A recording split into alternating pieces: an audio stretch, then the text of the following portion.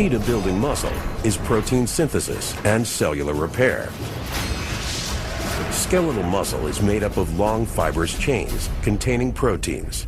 Bundles of thousands of fibers make up the muscle itself. When an athlete engages in a heavy workout, this structure is damaged, causing micro tears in the muscle fibers. The body naturally repairs this damage by mending the torn fibers. The result is a muscle that's larger and stronger than before. And with each additional workout, the athlete adds bulk, strength, and speed. Hello and welcome to Castle's Corner. I'm, of course, Coach Castle, and we are joined back again by Mr. Matt Morton, the natural paraplegic Mr. Olympia. And he's a pretty amazing guy. He's got a lot of knowledge. He's going to be sharing a lot of that with us today. I'll be talking a whole bunch of it as well. This is the Adapt and Overcome podcast, as you all know. And today, the subject for discussion is recovery from exercise. So how do you recover properly from exercise? Can you speed up the process? Are you training wrong? We're going to talk supplements, nutrition, hydration, sleep, stretching, the works. So Matt, why don't you take us away? Because you got a lot of injuries and you've had to deal with a lot of stuff just like me, but yours perhaps are a little bit more nuanced. So let's get into those. Okay. Well, considering I have spinal cord injury and the whole gambit, I have to be very careful. But that also forces me to do it 100% correctly. With proper physiology, kinesiology, and what I'm learning more and more and more about biomechanics. And I love it because I come from a family full of aerospace engineers and that sort of thing. So we're always talking about fulcrum and displacement and all that kind of thing, and how the human body works along with taking a great big old piece of steel and making it cut the air and go at Mach 10. It all works the same, just a different delivery. Oh yeah, physics are physics, and even thermodynamics applies to our metabolism and everything with construction too. Yeah, of course. On the other side, I have construction workers and bricklayers. If the foundation isn't solid, then the whole thing just goes kaput, and then you're rebuilding a whole new wall. Anyway, so what I like to do is pay special attention to my nutrition because I'm on so many medications, but I pride myself. I know people that have less wrong with them medically, and they're on heavier painkillers and they're on heavier narcotics and this sort of thing. And it's because they don't strength train. They don't work the range of motion. They don't bodybuild. And when I say bodybuild, I don't sit there and say, oh, well, you're just trying to get gigantic big. And no, that's not bodybuilding at all. Bodybuilding, everybody who goes to the gym is a bodybuilder. You're trying to improve your appearance. But to do that correctly is just such a whole host of different things that it's not just picking up the weight, doing the rep and setting it back down. And we've talked ad nauseum, and we'll do it again and again and again on proper form and proper eating and proper ingredients. But recovery isn't just taking a couple days off from working chest. Say, okay, so I worked it Monday, I'm going to work it Thursday. Okay, big deal. That you're not accomplishing anything but taking a break. You're not really recovering. You don't recover until your hydration, your sleep, your nutrition, paying attention to what you're doing to maximize the benefit from the work that you did on Monday. Otherwise, nothing's ever going to change. I wished I had $1 for everybody I've known for the last 20 years, and their appearance never changed because they don't stick with the principles. They just pick the weight up, do the rep, put it down.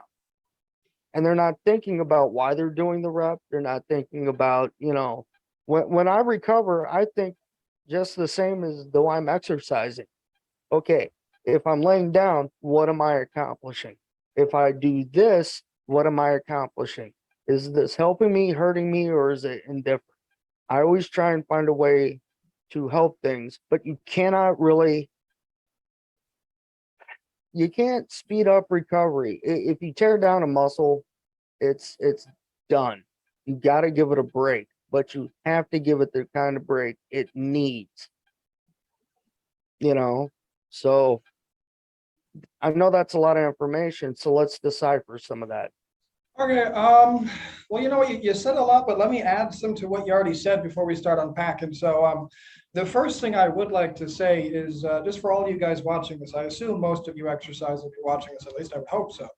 But the primary reason most people don't stick with doing their exercise programming, or they don't stick with their exercise, it's actually because of inflammation, believe it or not. So generally speaking, when people go to the gym, even if they're like accustomed to going to the gym, they will taper off and they'll stop going as much, or they'll blankety blank, you know, whatever. And it's because their muscles are inflamed and they're sore and they don't want to train again, or they just feel really beat up, or they feel like shit. And so when it comes to recovery, the first thing you got to understand is that just by exercising, you're going to make your body a healthier, better performing machine, which is actually going to even heal itself faster if you're exercising and you're correcting everything else as well, your nutrition, your supplements, your sleep. The idea of Let me throw something in real fast. I'm gonna tell you what you just said about making your body healthier and you know, just more viable just by doing exercise. I'd been shot in the back by a bullet that came in through the bottom of the hull of, you know, underneath my flak jacket. And the helicopter was going down and we crashed. It was Liberia, 96. And during their civil war. And I'm going to tell you that I had a Navy captain tell me point blank right to my face, if you had not been a power lifter and a bodybuilder and compete as a Greco-Roman wrestler as well, you would be dead right now if you didn't have so good nutrition, if your body wasn't so honed athletically, and you weren't carrying so much muscle on your small frame, you would be dead. I mean, anecdotally, just for myself as well, I can't remember if I've mentioned this before, but I love riding bikes. I haven't actually done it in years for multiple reasons, injuries being some of them, and the fact that I live in Florida. But since I've been in Florida whilst riding my bike, I've actually been hit by a car 8 times. And every time I've had everything from a broken leg to a broken arm to cracked ribs, etc. And I can tell you, it would have been significantly worse every time, more than likely. I can't say guaranteed, but if I hadn't been such a durable son of a bitch, I mean, literally, it would have probably been a lot worse. If I hadn't been accustomed to taking all that kind of punishment and damage, I wouldn't know how to handle it the way I had. But let's just get back to the podcast though. When it comes to recovery, the first thing you actually need to think about from your recovery perspective is, where are you right now? So I hope that makes sense. But if you're planning on, let's just say you're doing a 3 to 4 day week workout plan, you do an upper and lower split, whatever you do, 4 days a week. Well, then you know what your frequency is and you know what your volume is. Now, what's the next thing? Well, how old are you? Because older people, they will take a little bit longer to recover than younger people. Are you on drugs? If you're on drugs, you're going to recover faster than somebody who's not on drugs. As for medications, what medications are you taking? This is very important because just think of a gigantic list of medications, most of them, and most of them will have some form of very negative effect on either your respiratory functions, on your cardio, on your microbiome in your stomach, on your, literally on everything, guys, your sleep, and all of these things will be affecting your training. One of the biggest problems I see with my clients, and it's a good thing I'm there again, is because their life starts getting out of control. They start taking medications and losing sleep, but then they want to maintain the same kind of intense training, the same kind of intense lifestyle when everything else is falling apart around them. That's not an intelligent way to live. It's not an intelligent way to recover, and certainly not an intelligent way to train either, because all you're doing is overstressing your body at that point, and you're not going to have results. Now, if your frequency and everything else is good for you, all you have to worry about are the 3 R's: rehydrate, replenish, and rebuild. Now, this is what I call them in a nutshell: rehydrate. You have to make sure you're drinking enough water. I say it till I'm blue in the face. This doesn't mean 8 cups a day. It just means you're drinking enough water and you're consuming enough salt to remain hydrated. How do you know this is the case? Easiest way is to just look at your pee. when you go pee, is your pee very clear like water, or is it very dark, yellow, orange? Not good if that's the case. The only caveat to this is if you just took a bunch of vitamins within the past hour or two, you're gonna, yeah, well, you're gonna have increased like neon yellow pee or something. It's gonna look like that, but it's just from the vitamins. You're not sick or anything. But just start paying attention to your pee. I know it sounds kind of funny, but it's true. As for replenish, now that's the food, but it's also the replenishing aspect. So this is as soon as you finish your workout, what do your muscles need? Well, they don't need protein. They need carbohydrates. They need to replenish the glucose in your muscles. And technically, they don't even like need that. They can actually get that if you're on a keto diet just by pushing the lactic acid through your liver and through glucogenesis. It just replenishes the glucose in your muscles. It's very simple. But if you finish your workout and you immediately fuel up with carbs, you're good. This doesn't mean have a pint of ice cream. That's not what I'm talking about. When I say carbs, I'm talking like, 50, 100 grams. It depends on who you are. Again, you need to know who you are in order for this to work. So everything we say, it's general information, but you kind of have to tailor suit it to you.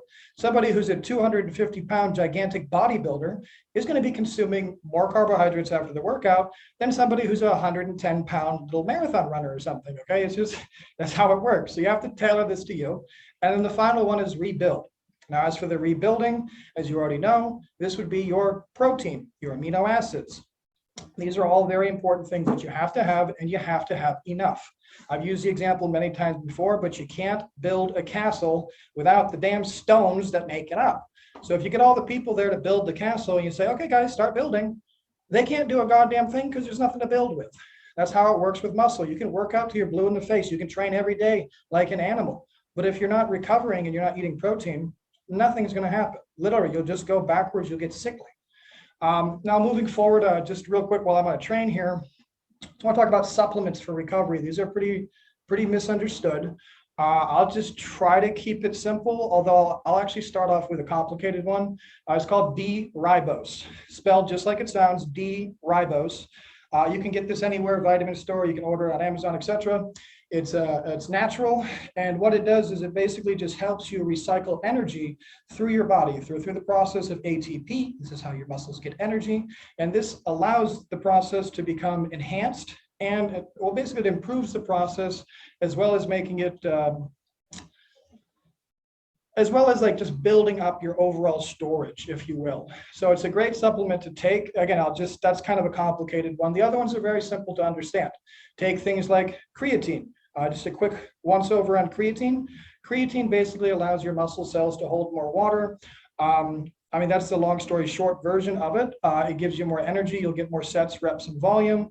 Men and women can take it. You do not need to have a creatine loading phase. I hear this all the time where you have to take like 7, 10 pills again and again. No, just take 2 creatine pills every day for the rest of your life and you'll be fine. If you eat a whole bunch of steak, don't worry about taking creatine. You're probably getting enough as it is. You get plenty. An 8-ounce steak, you're just wasting your money. Yeah. And I like what you said about the no load phase for creatine, because you can oversaturate your body with a good thing, just like aspirin, just like Tylenol, just like any kind of doctor prescribed medication or OTC. It does not matter. If you're going to take creatine, back in 1993, the Marine Corps Special Forces and the Navy SEAL, I was part of this group, were given creatine. They're like, oh, this is going to make you guys like Captain America. Yes, Superman, this sort of thing. Everybody went nuts on it. It was take your 20 grams for the first 5 days and take it down to 10, for the next 10 days, then just maintain it 5 for the rest of your life. Well, you looked like a bloated blowfish, because you were giving your body too much of a good thing. And they didn't know enough about it at the time. But if you're going to take 5 grams of creatine, you better be taking that with 24 to 32 ounces of water at a minimum. That way it pushes it into the cells correctly. That kind of thing. Yeah, well, with the creatine as well, some people get irritated when they take creatine. And I just like to, it just happens. There's multiple variations of creatine. They're all basically identical except for one, which is spelled with a K. That one actually includes a little bit of baking soda inside of it. Yeah, so the creacoline. Yeah, so it's easy for your stomach to digest it.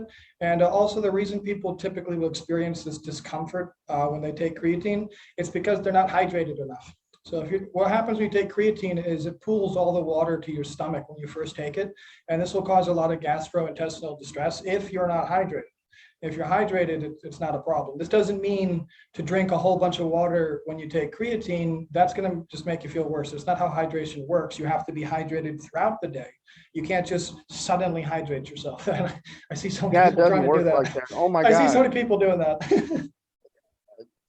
I know, but anyways, getting ready to compete, and she tried that trick, right? Oh, I'm going to take some liver tabs, and I'm going to take some salt pills, and I'm going to drink a gallon of water right before the contest the next morning. I'm like, you should have been spacing this out all dang day. Well, again, I mean, it sounds like she was trying to do some kind of a weird carb loading, but again, carb loading is unnecessary. Yeah, and she came generally in doesn't looking work. flat, and 16 weeks were for nothing because when she got on stage, she came in last. Yeah, you're better just to real slowly go down to as close as you can. And if you hit it, you hit it. If you don't hit it, do better next time. Don't try to, fuck yourself over. But just to get back to the supplements here. So let's also mention taurine. A lot of you people know the word taurine because it's in things like Monster and Red Bull, etc. All it does really, just to keep it simple in a nutshell, is it kind of gives you a little extra oomph. It delays your fatigue slightly. This is one of those things you don't have to be taking it after a workout, by the way, either with the creatine, either. None of these things have to be taken after a workout. You just take them whenever you take your pills during the day. It doesn't make a bit of difference when you take these things, I should mention. Also, very important supplements for recovery. I know that we've already addressed this, but I will again. It's just any kind of micro-dense foods. I mean, you just said liver tabs, actually. That's a great recovery tool. Liver tabs, they're just desiccated liver pills. Basically, I actually take them every day. I take 9 a day. They're awesome. They're extremely nutrient dense. A simple thing like just, for example, blending spinach in your protein shake. So you're just going to have a protein shake. That's my number one trick. Yeah, it's great. And you don't even taste it. I mean, it looks green, but you don't taste anything.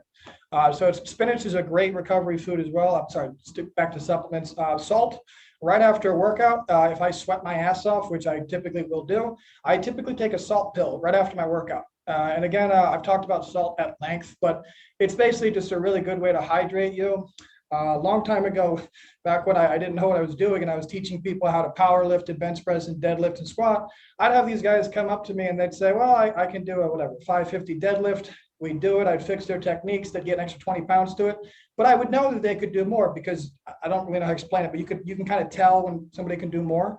So all I would do is I'd give them 1 or 2 salt pills. I'd say, go drink a bottle or 2 of water, come back in 10 minutes. 10 minutes later, they'd come back, 5 minutes. I'd walk them around a little bit, get them moving, have them deadlift again. They would pull an extra 20 or 30 pounds. And it's just because their muscles were hydrated at that point and they were not hydrating themselves enough during the day. So hydration is just so important to recovery. Your body's 80% water, roughly. So if you're not paying attention. A sec, Matt, I have lost my power here. Computer's still on, so I'm not sure what's going on. Can you hear me okay? Yeah. Okay, well, carry on the podcast. I'll put a flashlight on. Okay, well, see, I wanted to make sure everything was okay. I'm having a power outage. I think the storm here got to me. Here. Well, I'll be in St. Augustine in the 15th or 16th, so, I know how that goes. Well, we have to wrap this up within the next 10 minutes anyways, so I will just do the spooky Halloween version from here with the skeleton in the background. That's the only reason why I paused what I was saying. Yeah, sorry. Carry on, Matt. Sorry. Don't mind me. So your body's made essentially of water and amino acids. So if you're not giving your body what it's built from to recover, and your body knows what it wants to do with those nutrients, give it to them. Give your body what it's starving for. This is something else that people, I see them make a mistake with all the time. It's not technically recovery, it's more of a mistake, but people will finish their workout or they will finish their cardio, but then they won't even consider their nutrition or anything else. They'll just kind of carry on with their day. couple hours later, not only are they completely and utterly exhausted and they feel like shit, but they're having all kinds of cravings for different carbs and stuff. And that's because they didn't take care of their nutrition after the workout. Now, this doesn't mean as soon as you have your workout or your cardio, you have to be slamming food in your mouth. That's not how it works. But sometime within that hour, you should definitely be trying to consume some carbohydrates. You should have some kind of quick digesting protein, somewhere in the hour or two. There's really no rush on it, guys. But just make sure your nutrition is on point daily. But don't make the mistake of thinking like, oh, I'm going to go do my workout. Let me have all my nutrition now. You have to do this continuously 24/7 throughout every single day of the week. You have to maintain. You can't just, I'm going to my workout, let me drink 2 gallons of water so I'm hydrated for my workout. That's poor planning. That's not an intelligent way to do things, guys. In regards to recovery as well, again, I've mentioned this a million times, but the importance of sleep. You have to sleep. Sleep is so important, by the way, that even like the top tier bodybuilders, they take sleeping aids, sleeping pills. They take things like GHB to knock them out, keep themselves in a relaxed, rested state so they can This guy right here. I mean, I have a hell of a time sleeping, but I prioritize my sleep as often as I can because I know how tremendously important it is. By the way, not just recovery, but overall health, mental well-being, emotional regulation, everything. You perform better when you sleep. And I will just say, I was the guy who used to always try to get 3-4 hours a night and just be a badass the next day. And I learned really slowly, like an idiot over time, many years, that I performed much better the more I slept. So nowadays I actually prioritize my sleep, because even if I sleep 8 hours, the whole rest of the day, I am far more productive than I would have been if I only slept 4 hours. Even though I got an extra 4 hours of time, that 4 hours isn't really going to be used, and my day overall will not be nearly as productive. My workouts will suffer, my cardio will suffer, my food cravings will be through the roof. I mean, you guys know all of this stuff already, but it does help to hear it again. I mean, what do you think about that, Matt? You're going to say something? Well, absolutely. I set an alarm to where 2 alarms in the evening. One, to take myself off to my bedroom and start to wind down. And number 2, I set an alarm to turn all my electronics off and just turn the screensaver on my TV. And I just roll over. I don't care what's going on. That's it. But that's something me and you have after a long time. How many people can do that? I know very few people, and I'll tell you why. It's seriously FOMO. It's fear of missing out on something. Guys, it's so stupid. 2 hours before it's time for me to go to bed, all of my computers, my laptops, all this stuff goes, oh, actually, sometimes lately I've been listening to my phone. This guy named Mr. Ballon on YouTube, by the way. He's fantastic. He tells stories. They're awesome. I think I sent you some of his videos. But anyways, I've been listening to him at night, but I don't look at the screen. I just listen. And I always do my breathing and stuff before bed. And guess what? The first hour or first 2 hours of my day, I don't look at my devices either. I am reading, I'm studying, and I'm so much better for it. I'm so much more mentally healthy for it. I feel better. I'm cleaner. I'm clearer. I get so much more work done. I sleep better. I mean, it's an endless list of betters. But you have to be willing to prioritize your health and your mental well-being. You can't be sitting there thinking, what if my friend texts me? What if somebody's giving me a booty call? What if? Who cares? Focus on your life. Make it the best you can make it. Everybody else can wait. You have to make yourself number one. I mean, I'm married. I've got the house. I've got the 2 cars. And I'm crippled. And I have PTSD. And I have TBICTE. Yes, I have brain damage. Yeah, on and on. But if I sat there and thought about how am I going to overcome this, I'd never get to sleep. If I sat there and thought, gee, I'm probably going to have nightmares again tonight. So, and that'll keep me up, But if you just sit down, adhere to a schedule you make for yourself comfortably, you're going to be successful. And it's baby steps. You don't go from a 13 to a 16-inch arm overnight. You don't add 50 pounds to your decline bench overnight. I hate flat press. I just do, Lap press? Yeah. The flat bench press. What? I don't even know what that is. What is a lat bench press? No, I said flat. Oh, flat. Sorry, That's flat, a- flat. yeah. Sorry, sorry. I'm not a big proponent to doing the barbell press because unless you're a power lifter or a football player or wrestler, you know, and you're doing it for like the Columbine or something like that or a meet, it's pretty much a worthless exercise. Well, it's definitely not an efficient one, and it's definitely damaging. But you know, people don't like hearing that. I have a whole channel where all I do is explain these things, and people give me nothing but hatred for trying to help them over the biomechanics of things. But anyways, let's start wrapping it up so I can see about getting my Oh, AC absolutely. back on. And it must be a really Maybe, bad storm. Yeah, shit. yeah, it's no good. Maybe you can just flip the fuse box. I don't know. It's happened twice this week. It's usually just a brownout. This one has been like 5 or 10 minutes, but whatever. I don't care. It's all good. I'll get it sorted out. I'll chat with you soon, guys. Thank Sure. you very much for tuning in. If you have any recommendations for things you'd like us to chat about, go ahead and put it in the Always comments. comment. And we'll get back to him as soon as we can, one of us for sure. Also, just a reminder to check out Matt's YouTube channel. Link is in the description below. Check out all of my stuff. The link is in the description below. We always appreciate the thumbs up, the comments, the support, the sharing of this video to others so they can also have the information.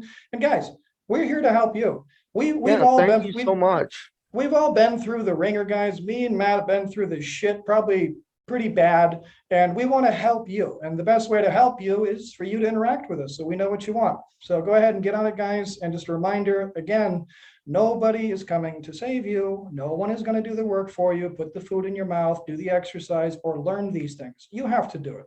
So get on doing it and prioritize yourself first. All right, Matt, thanks so much for joining us, bud. Thank you. All right, chat soon.